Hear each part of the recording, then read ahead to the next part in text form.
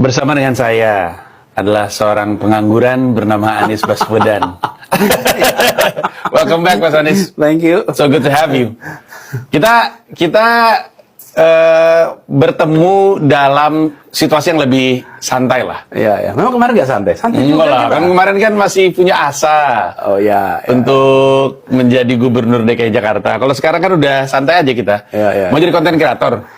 Gak tau nih lagi lihat apa opportunity yang available. Mas Anies bisa aja jadi konten kreator, tapi saya sih mengusulkan Mas Anies jangan hanya menjadi konten kreator. Karena kalau Mas Anies jadi konten kreator, Mas Anies tidak punya aktivitas politik dan jadi lepas lah, kasarnya kayak gitu. Pertanyaan ini mengarah kepada Mas Anies ini jadinya mau bikin ormas, bikin partai, atau bagian dari partai. Karena Mas Anies mau ngisi air dulu? Iya, saya boleh nggak tambahin? Karena kalau misalnya Mas Anies Ada di depan.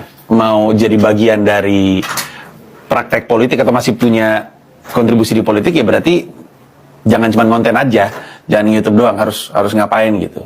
Nah, saya sih, kalau saya, penonton saya tahu bahwa saya pernah punya materi stand up judulnya Partai Baru Bukan Solusi. Konteksnya adalah, kalau orang pikir untuk memperbaiki kondisi politik Indonesia, solusinya adalah partai baru, enggak. Tapi saya juga ngerti, buat Mas Anies, partai baru bisa jadi solusi. Untuk Mas Anies punya kendaraan, untuk Mas Anies bisa berkontribusi, untuk Mas Anies bisa ngebangun sesuatu selama 5 tahun ke depan. Saya ngerti. Sekali lagi yang saya bilang, partai baru bukan solusi kalau yang dianggap ini adalah solusi memperbaiki politik. Partai baru bisa jadi solusi untuk Mas Anies kalau ini dijadikan kendaraan untuk berpolitik ke depannya. Tapi saya tetap, walaupun dengan memahami dua konsep itu, saya sih ngerasa buat saya lebih baik Mas Anies jadi bagian dari partai, berpartai. Saya ingat waktu berpartai ya, partai yang sudah ada, bukan ngebangun partai. Saya ingat Mas Anies waktu itu kan ini gosipnya kan, salah sendiri sih, abis nggak mau berpartai sih, makanya berpartai, masa mau berpolitik nggak berpartai. Padahal di Najwa, Mas Anies pernah bilang ditawarin aja enggak. Terutama di PDIP ya, ditawarin aja enggak, pembicaraan itu bahkan nggak ada. Malah waktu itu katanya, kalau emang bakal sama Rano Karno, mungkin akan lebih baik Rano Karno emang PDIP, saya tidak. Karena mungkin ini akan jadi appealing untuk yang lain-lain ya. Karena kalau misalnya dua-dua PDIP, orang bilang, aduh ini dua-duanya orang PDIP nih. Justru lebih strategik untuk tidak ya.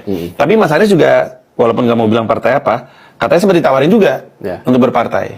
Sempat nawarkan diri. Sempat nawarin diri untuk berpartai. Nah, jadi bukan isu sebenarnya. Emang Mas Anies pengen jadi bagian. Dan gini, ketika misalnya saya tidak berpartai, lalu saya diusung partai politik. Saya ingin jelaskan dikit. Di dalam proses politik, institusinya adalah partai politik. Di dalam proses pasar, institusinya adalah PT, CV. Jadi kalau mau ikut tender, ya harus punya PT. Betul. Kalau nggak ada PT, nggak bisa ikutan. Karena harus badan hukumnya. Betul. Itu. Dalam politik. Dalam sosial, badan hukumnya namanya yayasan. Iya, betul.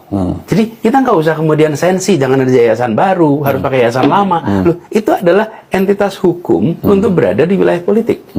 Entitas hukum wilayah sosial, entitas hukum untuk wilayah bisnis. Nah, sekarang saya tidak menjadi anggota salah satu partai, kemudian diusung oleh partai politik. Nah kemudian ya Anda tidak apa-apa soal keringat, nggak macam-macam. Nah, gini, saya ingin sampaikan nih Panji, partai politik ketika mau mengikuti kontestasi, maka dia menakar elektabilitas. Dia akan mengusulkan dan mengusung orang yang memiliki elektabilitas. Dan tentu dia akan mencari orang dengan elektabilitas di dalam partainya. Kalau di dalam partainya tidak ada yang elektabilitasnya sesuai yang diharapkan, maka dia mencari warga negara Indonesia yang bisa diusung dengan elektabilitas.